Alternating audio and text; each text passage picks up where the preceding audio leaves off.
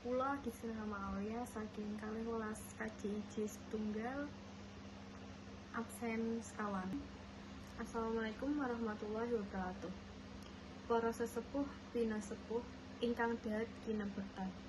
Panjenenganipun Bapak Suwardi minangka Sulih Sarira saking Bapak Gito Suwardo Ibu Tiginem ingkang tuhu kinurmatan. Para rawuh kakung sumawana putri ingkang bagya mulya. Kanthi kajubaken raos syukur dumateng Allah Subhanahu wa taala Gusti ingkang Maha Agung.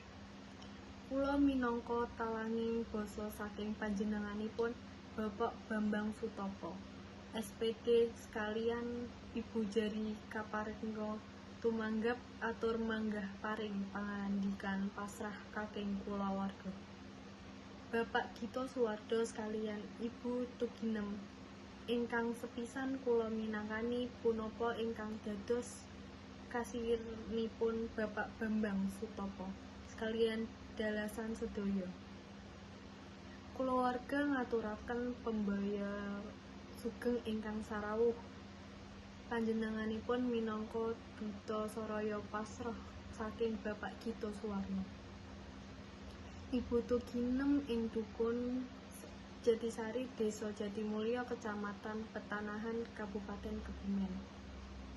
Kaping kalih monggo salam taklim Bapak Gito Suwarno sakalian lumantra panjenengan kula tampi. Dawah sami-sami kantri alur. Wassalamualaikum warahmatullahi wabarakatuh.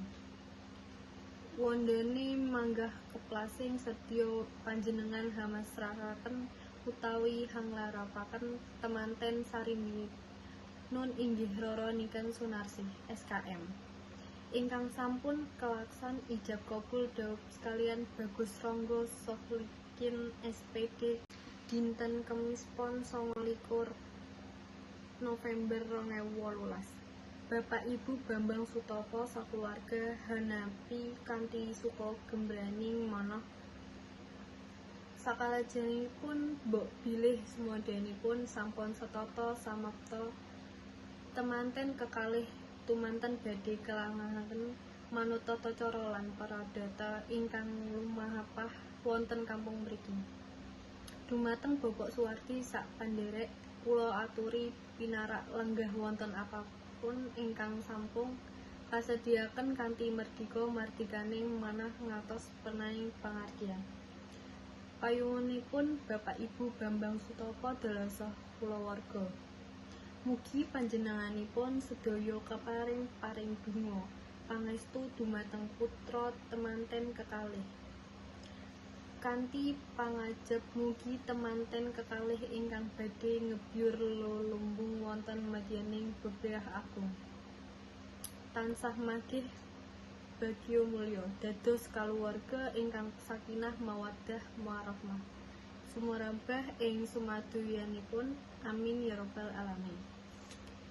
Mbok bilih samade pakarya sampun purna.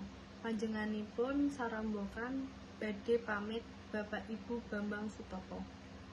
Sakeluarga namun saged atur donga pangestu mugi lampah panjenengan serombokan saking papan mriki ngatos dumagi dalam soang-soang manggih kawilanjenipun boten wonten alanggan satunggal punapa. Ing wanasa mbok bilih anggen kula matur saha hanapi saha haklegahaken panjenengan sedaya boten rene ing pengalih. Kula mautu wuntu nyuwun agengge samudra panggasami. Billahi taufiq wal hidayah. Wassalamualaikum warahmatullahi wabarakatuh.